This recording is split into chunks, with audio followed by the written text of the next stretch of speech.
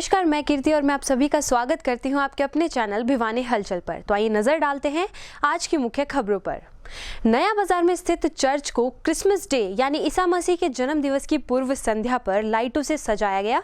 वे कल के लिए विशेष प्रबंध भी किए गए। वहीं आपको बता दें कि ईसा मसीह के जन्म दिवस पर ईसाई समुदाय के लोगों के द्वारा पूरी रात ईसा मसीह से प्रार्थना भी की जाती है। जब इस बारे में चर्च के ट्रस्टी पिंटू से बातचीत की गई तो उन्होंने बताया कि ईसा मसीह के जन्म दिवस के पूर्व संध्या पर नया बाजार स्थित चर्च को लाइटों से सजाया गया है और चर्च के अंदर ईसा मसीह के भव्य तरीके से क्रिसमस को पेड़ को सजाया गया है। पूर्व संध्या से पहले ईसा मसीह के अवसर पर समुदाय के लोगों ने सिंगिंग की पार्टी की और ईसाई समुदाय के लोग पूरी रात ईसा मसीह की प्रार्थना करते हैं। इस प्रकार ईसा मसीह के जन्म दिवस की पूर्व संध्या पर चर्च को पूरी तरह से साफ सुथरा रंग वगैरह करवाकर लाइटों से सजाकर रखा जाता है और जन्मदिन के अवसर पर चर्च में आने वाले सभी नए कपड़े पहनकर आते हैं और एक दूसरे को मिठाई खिलाते हैं। भिवानी के तोशाम बाईपास क्षेत्र में वार्ड नंबर 21 की कई कॉलोनियों में विभाग की लचर कार्यप्रणाली और सीवरेज ब्लॉकिंग की समस्या को लेकर शनिवार को क्षेत्रवासियों ने प्रशासन के खिलाफ जमकर रोष व्यक्त किया। वहीं क्षेत्रवासियों ने प्रशासन से अपील की है कि जल्द से जल्द क्षेत्र में सीवरेज की समस्या और गड्ढों की समस्या से क्षेत्रवासियों को निजात दिलवाया जाए। गौरतलब है कि तोशाम बाईपास क्षेत्र में वार्ड नंबर 21 की कई कॉलोनियों में सीवरेज का काम सही ढंग से नहीं होने के कारण क्षेत्रवासियों को परेशानियों का सामना करना पड़ रहा है। क्षेत्रवासियों ने बताया कि कॉलोनी में अमृत योजना के तहत लाइन डाली गई थी, लेकिन सीवरेज लाइन क्वालिटी के नहीं होने के कारण बार बार ब्लॉक हो जाती है, जिसमें क्षेत्र में सीवरेज का पानी सड़कों पर बहने लगता है और साथ में इकट्ठा भी हो जाता है और इस क्षेत्र में महामारी फैलने का भी डर बना हुआ है। वहीं क्षेत्रवासियों ने बताया कि इसकी शिकायत विभाग को की गई तो विभाग ने जगह जगह पर पिछले हफ्ते गड्ढे खोद दिए, जिसमें आने वाले कई व्यक्ति भी गिर जाते हैं और वाहन भी गिर जाते हैं। और साथ साथ क्षेत्रवासियों ने जिला प्रशासन से अपील की है कि प्रशासन जल्द से जल्द इस समस्या की तरफ ध्यान दे ताकि क्षेत्रवासियों को इस समस्या से निजात मिल सके। मेरा नाम ऋषि शर्मा है। ये तोशाम रोड बाईपास के पास का है ये एरिया। अमृत योजना के तहत यहाँ पे लाइन डली थी। अमृत योजना के तहत लाइन डलने के बाद ये लाइन तभी से नहीं चालू हो रही है। पीछे कॉलोनी वासियों को काफी परेशानी हो रही है। हमने बार बार रिक्वेस्ट करके एप्लीकेशन लगाकर उन्होंने देखा, ये खड्डा वगैरह कर दिया। एक हफ्ता हो गया आज इस खड्डे को खड्डा कर दिया और इसकी सफाई भी नहीं हुई अंदर से, क्योंकि उसमें जो पाइप डले हुए हैं वो बहुत ही लो क्वालिटी के और थिकनेस कम के डले हुए हैं, जिससे वो बिछ गई है सारी पाइप लाइनें और ये अब क्लियर भी नहीं हो रहा। अब इसको देख सकते हो आप, ये व्हाइट पट्टी है यहाँ पे। आप व्हाइट पट्टी के साथ साथ ही तो गाड़ी वाला आएगा। कल बाइक वाला एक इसमें गिर भी गया। एक हफ्ते से ये खड्डा खुदा हुआ है, एक यहाँ पे एक आगे है, दो खड्डे हैं ऑन द रोड पे हैं ये बीच में। अब धुंध का समय है, फोक का समय है। वैसे हमारा प्रशासन हो, एसपी साहब हो, डीसी साहब ये कहते हैं कि भाई धुंध में रिपेयर इलेक्ट्रिक यूज करो, ये चीज यूज करो। अरे गाड़ी वाले तो यूज कर लेंगे, लेकिन प्रशासन को भी तो देखना चाहिए हम कहाँ पे खड्डे खोद रखे हैं हमने। अब गाड़ी वाला है, बाइक वाला है, सफेद पट्टी के साथ साथ ही तो चलेगा। सफेद पट्टी के साथ साथ चलते चलते वो इसमें आ गिरेगा, बाइक का क्या गिरेगा, एक्सीडेंट हो जाएगा।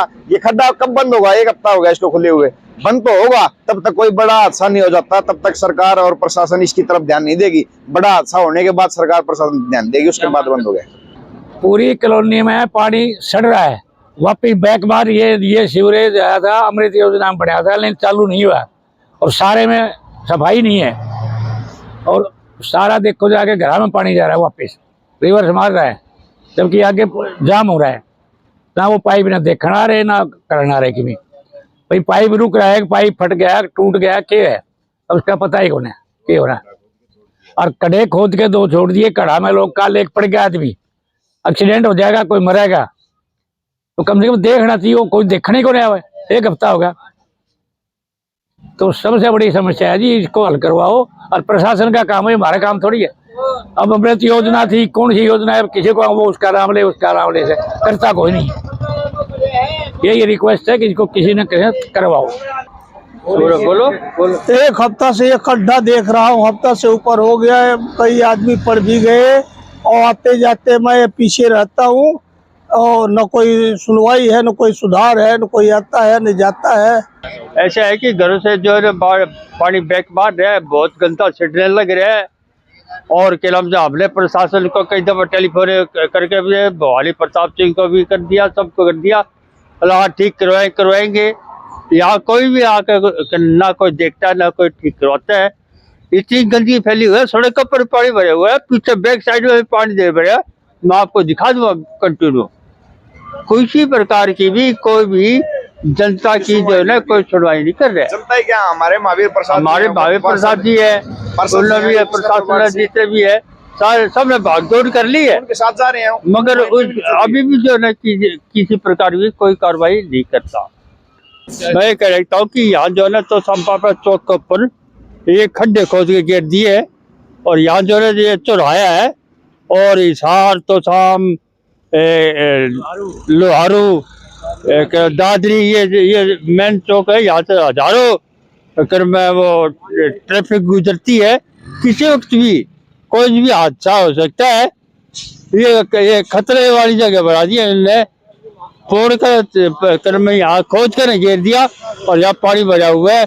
यहाँ जो है बीमारी फैल सकती है, बदबू मार रही है, यहाँ इतनी बदबू मार रही है चौराहे के ऊपर बहुत ज्यादा। शांति नाम है भैया।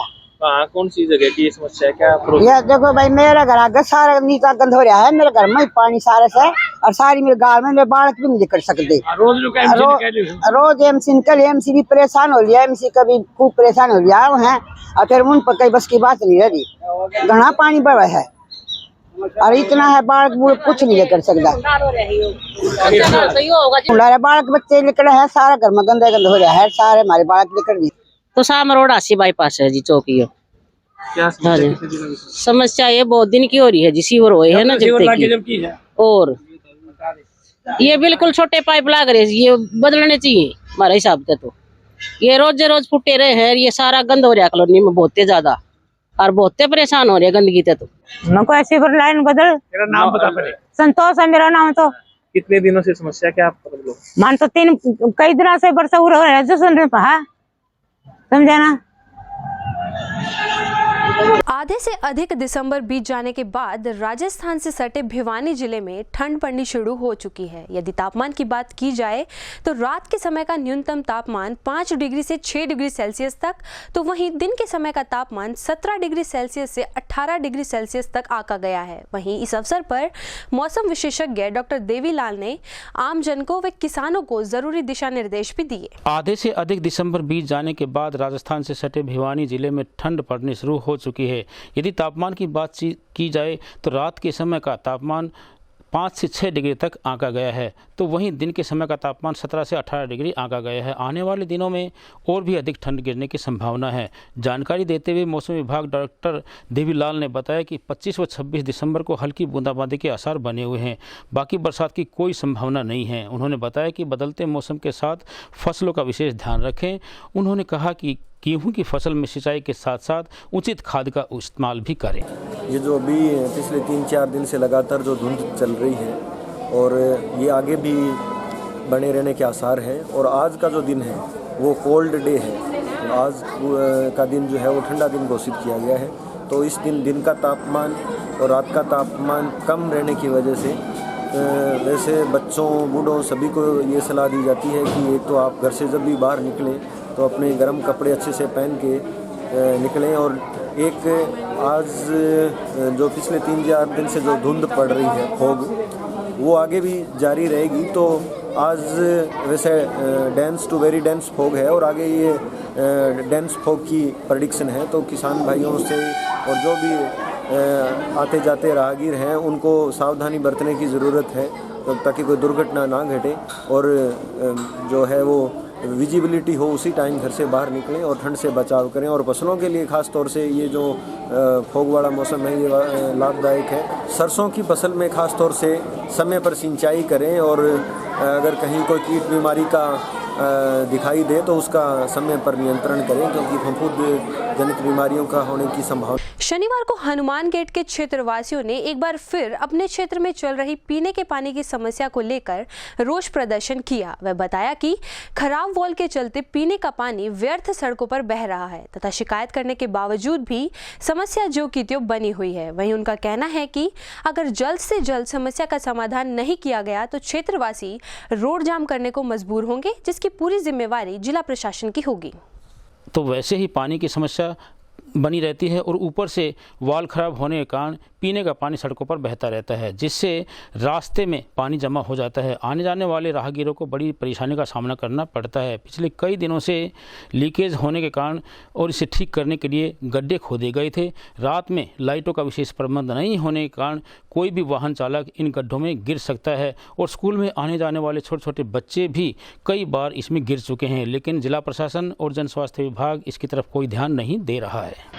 यह पानी की समस्या बहुत ज़्यादा रहा है और यहाँ बच्चे भी पड़ गए हैं, छोटे छोटे स्कूलों में से आते हैं ये बच्चे यहाँ पड़ जाते हैं। जो कई बार मैंने देखा है आवा है ये और इसका मैं जाकर घुस गया और बहुत ज़्यादा समस्या है। इसकी समस्या पूरी करो किसी तरह भी करके। किस प्रकार की यहाँ पानी की लीकेज बहुत ज़्यादा दिक्कत है जी। कई दफ़ा अर्थी लेके आते हैं वही पानी से गुजरते हैं जी। यहाँ बैकुंठ धाम है जी, साथ ही काफ़ी बार यहाँ समस्या ठीक नहीं कर रहे जी। कितने दिनों से परेशानी है जी? यहाँ कम से कम महीना 20 दिन से परेशानी है जी। यहाँ पानी की लीकेज तो चलती रहे जी सदा के लिए, जब से पाइप लाइन डाल लिया बहुत ही इसमें दिक्कत है जी। लेकिन मेरे साथ में भी पड़ जाओ है रात में, इसकी कोई कार्रवाई नहीं हो रही जी। तो इसका ये मैच लाइट चल रही जी इसमें है, इसकी जल्दी जल्दी सुनाई करो जी। तो आपने विभाग को लिखित में दिया है? बोलो समस्या यह है सर, यो कई दिन हो गया देख ले कोई आवे को नहीं ने बालक पड़ दिया सब गुलाड़े हैं मुक्ति धाम अर्थियाओं से वटक मंगा दिया हैं, कई पर पड़ लिए। तो किस प्रकार के गड्ढे खोदे हुए हैं? मन्ना के वैसे बात कर रहे थे जो है ये पानी। भिवानी सिरसा घुगड़ा गांव के निकट तेज रफ्तार गाड़ी ने मोटरसाइकिल को टक्कर मार दी। हादसे में मोटरसाइकिल पर सवार 2 व्यक्तियों की मौत व 1 व्यक्ति घायल हो गया। मामले में परिजनों ने सरकार से गाड़ी चालक के खिलाफ सख्त से सख्त कार्रवाई करने व मृतक के परिवार को आर्थिक सहायता दिए जाने की अपील की। वहीं पुलिस ने पीड़ित के बयान के आधार पर मामला दर्ज कर आगामी कार्रवाई शुरू कर दी है। मृतकों के परिजनों ने बताया कि अर्जुन मेहनत मजदूरी करके अपने परिवार का गुजारा करता था और इसके 4 बच्चे हैं, 2 लड़के और 2 लड़कियां हैं। इसके परिवार में कोई भी काम करने वाला नहीं है। वहीं इस हादसे में मृतक सोमवीर भी परिवार में सबसे बड़ा था, जिसकी 17 वर्ष की आयु थी और परिवार का गुजारा करने के लिए मेहनत मजदूरी करने के लिए गया हुआ था। उन्होंने पुलिस से अपील की है कि गाड़ी चालक के खिलाफ सख्त से सख्त कार्रवाई की जाए और मृतकों के परिजनों की आर्थिक मदद की जाए, जिससे उनका जीवन यापन आसानी से हो सके। वहीं जांच अधिकारी संदीप ने बताया कि भिवानी हॉस्पिटल से उन्हें सूचना प्राप्त हुई थी कि सिरसा घोगड़ा गांव के निकट एक गाड़ी ने मोटरसाइकिल को टक्कर मार दी, जिस पर सवार 2 व्यक्तियों की मौत हो गई है और 1 घायल हो गया है। सूचना पर पुलिस की टीम मौके पर पहुंची और अपने आगामी कार्रवाई शुरू कर दी है। उन्होंने बताया कि इस मामले में पुलिस ने परिजनों के बयान के आधार पर मामला दर्ज कर अपनी कार्रवाई शुरू कर दी है। तो मित्रा सोमवीर सनोप सत्यवान ये दोनों मजदूरी करके आ रहे थे। सिरसा रोड पे कार वाले आए, गाड़ी स्पीड में थी और दोनों की मौके पे मौत हो गई। गरीब आदमी है, इनकी आर्थिक मदद की जाए और इनको इंसाफ मिलना चाहिए, कानून कार्रवाई की जाए। अर्जुन जी के 4 बच्चे हैं, 2 लड़के 2 लड़की और ये सोमवीर है, ये 17 साल का है, बैचलर था और ये इसके साथ मजदूरी करने जाता था। इनके अलावा इनके परिवार में कोई भी आर्थिक मदद करने वाला नहीं है और काम भी यही करता था, तभी गुजारा चलता था घर का। और सोमवीर का एक छोटा भाई है, बड़ा यही था, छोटा भाई है, बड़ा यही था सोमवीर। इनका भी कोई आर्थिक मदद करने वाला कोई नहीं है। क्या मांग करते हैं? कानून कार्रवाई की जाए और आर्थिक मदद की जाए सरकार द्वारा। यही मेरा नाम संदीप हेड कांस्टेबल। क्या मामला था, क्या सूचना? आज सुबह एक सूचना प्राप्त हुई GHPP भिवानी से। गांव खरक सरसा घोगड़ा रोड पर एक एक्सीडेंट हुआ है। हम मौके पर गए तो वहां पर एक मोटरसाइकिल पर 3 व्यक्ति बैठे थे, जो गाड़ी वाला एक्सीडेंट करके वहां से फरार हो गया। जो मृतक है वो गांव सैंपल है जिला रोहतक में और जिनकी 2 की मौके पर ही मौत हो गई थी और उनके परिजनों के बयान पर आगामी कार्रवाई शुरू कर दी है। मोटरसाइकिल पर एक सोमवीर सन्नोप सत्यवान, एक अर्जुन सन्नोप मित्र सिंह और एक सागर सन ऑफ ओम प्रकाश। शनिवार को भिवानी के मनान पाना में स्थित मां भगवती मंदिर में तुलसी वन कार्यक्रम का आयोजन किया गया। कार्यक्रम में 108 तुलसी के पौधे लगाए गए। वहीं मंदिर के पुजारिन अनीता शर्मा ने आम जनता से अपील की है कि सभी लोग अपने अपने घरों में तुलसी का पौधा लगाएं और तुलसी को बढ़ावा दें।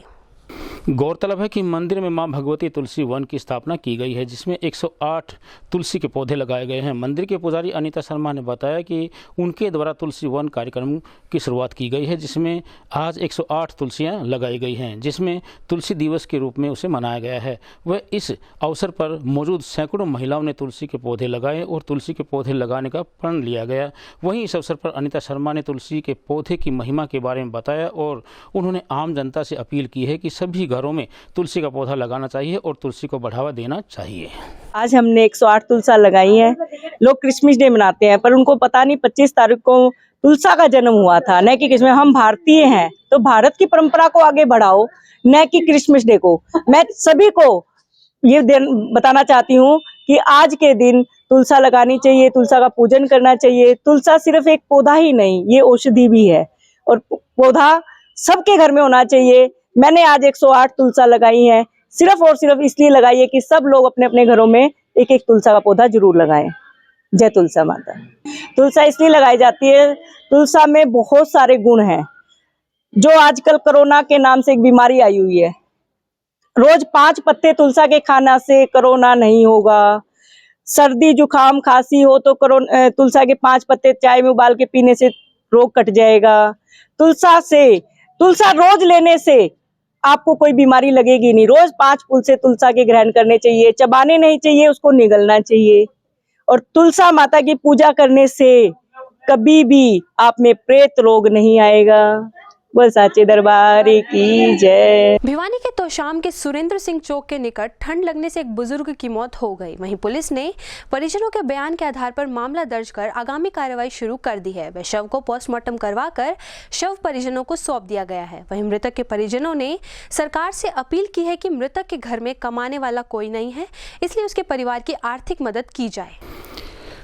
इस बारे में मृतक के परिजन राजकुमार ने बताया कि उनके चाचा जी तोशाम में सामान लेने के लिए गए थे, जहां पर ठंड के कारण उसकी मौत हो गई। उन्होंने बताया कि उनके चाचा जी के लड़के की मृत्यु 3-4 साल पहले हो चुकी है और उनके परिवार में लड़के की बहू और 2 पोते हैं। उन्होंने सरकार से मांग की है कि उनके परिवार की आर्थिक मदद की जाए, जिससे उनके परिवार का जीवन यापन आसानी से हो सके।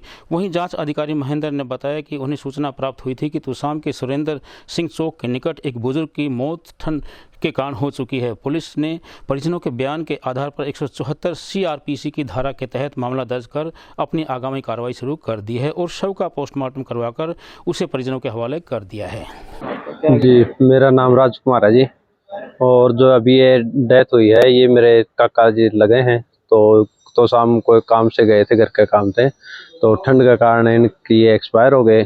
जिसके कारण भी उनका एक लड़का था, वो 30 साल का 3-4 साल पहले एक्सपायर हो लिया। इनकी वाइफ है वो भी एक्सपायर हो, वो 8-7 साल पहले हो लिया एक्सपायर। वो इवन के घर पे एक इस लड़के की बहू है, 2 छोटे पोते हैं इनके, वो होंगे 10-12 साल के आसपास। तो घर पर कमाने वाला था वो, सिर्फ बस यही अकेला ही था और कोई सारा भी नहीं है। तो हमारी सरकार से गुजारिश है कि भाई इनको कुछ आर्थिक मदद दी जाए, ताकि उनके जो छोटे बच्चे हैं उनका कुछ पालन पोषण हो सके, थोड़ा काम ठीक ठाक चल जाए। कौन से गांव से? आलमपुर से हैं जी, तो शाम डिस्ट्रिक्ट भिवानी से। ये ईश्वर सिंह सुनो शेर सिंह वासी आलमपुर। ये कल घर से आया था सुबह करीब 10:30-11 बजे घरेलू सामान लेने के लिए, और ठंड के कारण इसकी मृत्यु हो गई थी। ये सुरेंद्र चौक में था और हॉस्पिटल के अंदर मेरे को 2 सूचना मिली जो हॉस्पिटल के अंदर है, वहाँ इसके वारसर मिले। कार्रवाई 174 CRPC अमल में लाई गई है। नाश का पोस्टमार्टम जिस बारे करवाया जा रहा है। जी सर, कितने बच्चे हैं, क्या काम करते हैं? इसका एक लड़का था, वो एक्सपायर हो गया। ये खुद खेतीबाड़ी काम कर रहा था। भिवानी के लाला लाजपत राय पशु चिकित्सालय में पहली बार दुधारू पशुओं के क्लियरिंग टेस्ट शुरू किए गए हैं। खुशी की बात यह है कि अब दुधारू पशुपालकों को दूध से संबंधित किसी भी रोग के बारे में जानकारी प्राप्त करने के लिए हिसार जाने की आवश्यकता नहीं रहेगी तथा भिवानी में ही टेस्ट करवाकर दुधारू पशुओं से रोग की रोकथाम के लिए दवाइयां भी मुहैया करवाई जा रही हैं। जब इस बारे में लाला लाजपत राय पशु चिकित्सालय के लैब टेक्नीशियन सुनील कुमार से बातचीत की गई तो उन्होंने बताया कि सर्दियों के मौसम में दुधारू पशुओं में अनेक प्रकार के रोग उत्पन्न हो जाते हैं, जैसे कि दूध में खून का आना, दूध में रुकावट होना और दुधारू पशुओं में अनेक प्रकार की बीमारियों का उत्पन्न होना, जिसके कारण दूध की दिक्कत आ जाती है। वहीं उन्होंने बताया कि इस प्रकार के रोगों के टेस्ट भिवानी के कृषि विज्ञान केंद्र में स्थित लाला लाजपत राय चिकित्सालय में शुरू हो चुके हैं। सभी दुधारू पशुपालकों को दूध से संबंधित किसी भी रोग के बारे में जानकारी प्राप्त करने के लिए हिसार जाने की आवश्यकता नहीं है। सभी प्रकार के रोगों की लाइव टेस्टिंग भिवानी में शुरू हो चुकी है। सर्दी के मौसम में आजकल जो पशुओं का ब्यात है वो अभी इस सीजन में ज्यादा हो रहा है। डेली के 7-8 सैंपल 10 सैंपल तक, कभी 5 ज्यादा पर दूध के कल्चर टेस्ट आते हैं। तो अपने यहाँ किस प्रकार टेस्ट किए जाते हैं, कितने दिन में रिपोर्ट आती है? किए जाते हैं, जैसे कि कल्चर टेस्ट है, उसके लिए भाई कौन सी दवाई किस हिसाब से काम करेगी, उसके हिसाब से डॉक्टर साहब दवाई लिखते हैं, ठीक है। और यहाँ पर रिजल्ट बहुत बढ़िया आ रहे हैं कल्चर टेस्ट के। और कल्चर टेस्ट पहले करवाना चाहिए और कोई ट्रीटमेंट करवाने से पहले अगर पशु में कोई सोजन है थन में या थन में गिटक आती है या थन में बुल आता है तो पहले लेने। शनिवार को स्थानीय स्थित हलवासिया विद्या विहार में जनमानस जागृति मंच द्वारा कैलेंडर विमोचन, बेटी पढ़ाओ बेटी बचाओ, वृक्ष लगाओ जीवन बचाओ के ऊपर कैलेंडर वितरण का प्रोग्राम किया गया। कार्यक्रम में मुख्य अतिथि के रूप में विधायक घनश्याम सराफ ने अपनी उपस्थिति दर्ज की। वहीं इस अवसर पर अनेकों गणमान्य लोग भी उपस्थित रहे। कैलेंडर का विमोचन करते हुए मुख्य अतिथि विधायक घनश्याम सर्राफ ने कहा कि जिस प्रकार से बेटियां घर के आंगन को सुसज्जित करती हैं, उसी प्रकार से चिड़िया भी घर के आंगन को खुशियों से भर देती है। उन्होंने कहा कि हमारे द्वारा देखभाल नहीं करने पर आजकल चिड़ियां लुप्त होती जा रही हैं। वहीं इस बारे में सामान्य अस्पताल के पीएमओ डॉक्टर एडविन व डॉक्टर रुपेंद्र रंगा ने बताया कि हम सभी ने देखा है कि पर्यावरण के साथ छेड़छाड़ करने के कारण हम बीते दिनों कोरोना महामारी को देख चुके हैं और उससे पीड़ित भी हो चुके हैं, लेकिन अब पक्षियों की देखभाल करने की हम सबकी जिम्मेदारी बनती है और सख्त आवश्यकता भी है। हमें इनके खाने व पानी के लिए आंगन में व पेड़ों पर सकोरे इत्यादि की व्यवस्था करनी चाहिए।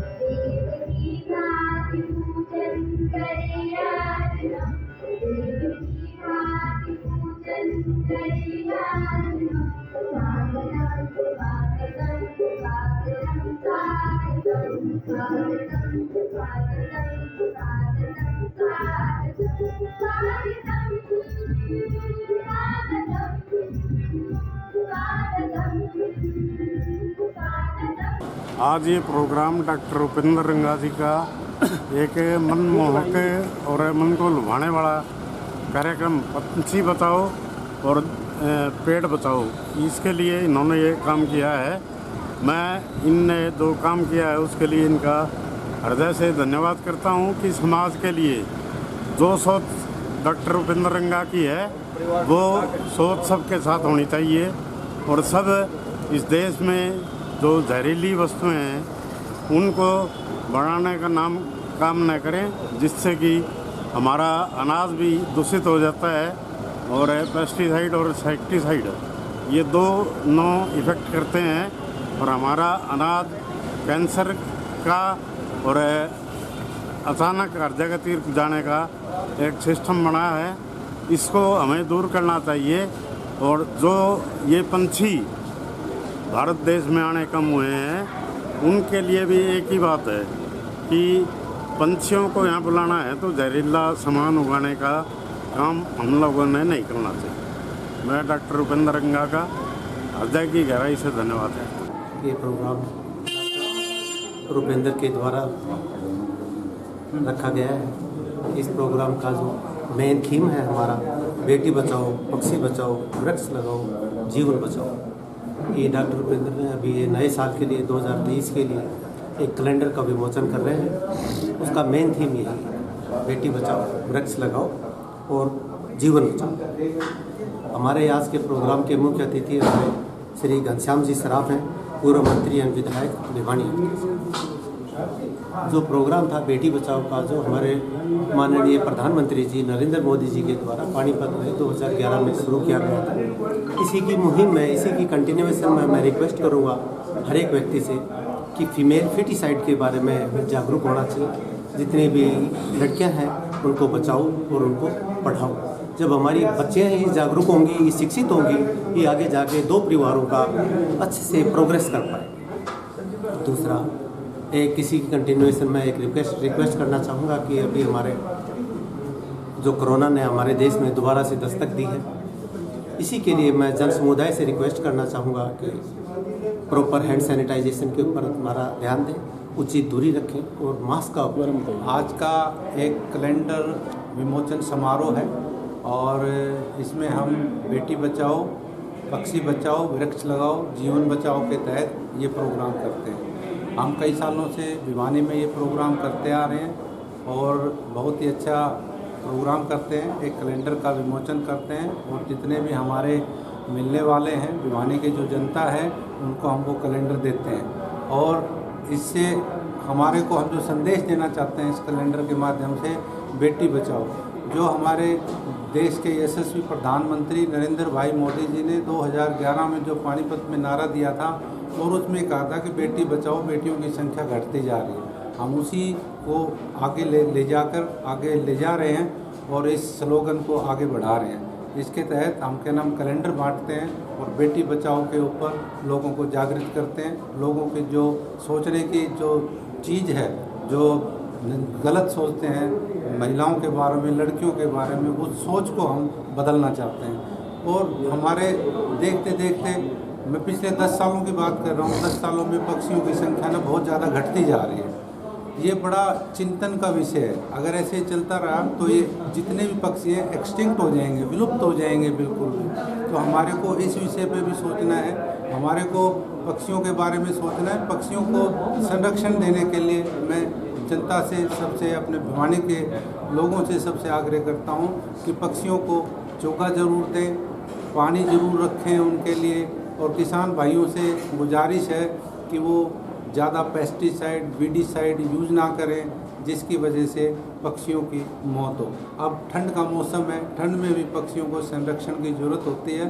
तो मैं चाहूँगा कि घोंसले, हम अपने इस कार्यक्रम के माध्यम से सबको घोंसले भी बांटेंगे और पानी के लिए जो डोने हैं वो भी बांटेंगे, सकोरे जो होते हैं। यहाँ भारत हॉस्पिटल की ओर से डॉक्टर रुपेंद्र रंगा जी हर साल एक कार्यक्रम करते हैं, कैलेंडर विमोचन समारोह, जो दिसंबर के एंड में होता है। अगले साल का पूरा कैलेंडर विमोचन किया जाता है। सबसे बड़ी बात है कि इसमें दो बहुत बड़े मैसेज हैं, बेटी बचाओ, बेटी पढ़ाओ, पक्षी बचाओ, पर्यावरण बचाओ। और मुझे खुशी इस बात की होती है कि इस हलवासिया के प्रांगण को चुनते हैं और जो पक्षियों के चित्र हैं उनमें मैक्सिमम मोर देन 50 से भी ज़्यादा वो इसी प्रांगण में मौके बेमौके इनकी फ़ोटो खींची हुई है। यही कि पक्षियों का पालन यहाँ होता है, उनके लिए रक्षक कसोरे भी रखते हैं, भोजन का भी प्रबंध करते हैं, दाने का, और घोंसले भी आज भी वो करेंगे। और मेरे ख्याल में एक बहुत ही अच्छा ये कार्यक्रम कह सकते। ये प्रकृति को लेकर के है, नेचर को बचाना आज के समय की डिमांड है। पक्षियों को प्राचीन काल से ही भारतवर्ष में दाना डालना, उनके लिए पानी की व्यवस्था करना, ये एक संस्कार पूर्ण वातावरण, बचपन से ही संस्कार दिए जाते हैं। तो आज का जो कार्यक्रम है नेचर बचाओ, उसमें पक्षी बचाओ आ गया, उसमें बेटी बचाओ है, उसमें वृक्ष लगाओ का कार्यक्रम है। तो इस 2023 का जो कैलेंडर है वो नेचर को बचाने का कैलेंडर है और इससे जन जागृति जो शहर के गणमान्य व्यक्ति हैं इसमें पधारेंगे। डॉक्टर उपेंद्र रंगा जी भारत हॉस्पिटल वाले हर वर्ष इस कार्यक्रम का आयोजन करते हैं। तो मैं बीइंग ए ज़ूलॉजिस्ट मैं ये कहना चाहूँगी कि पक्षी बचाने बहुत ही ज़रूरी हैं, otherwise they will get extinct और हमें आगे जो चिड़ियाएँ हैं जो पक्षी हैं उनकी चिड़चिड़ाने की आवाज़ नहीं मिलेगी। पक्षियों को ज़रूर बचाना है और इसमें डॉक्टर रंगा हमारे जो खास नेबर हैं वो बहुत बढ़िया काम कर रहे हैं और आगे ही इनका उत्साह। खबरों का सिलसिला यूं ही जारी रहेगा। अब मुझे और भिवानी हलचल की टीम को दीजिए इजाजत और बने रहिए आपके अपने चैनल भिवानी हलचल के साथ।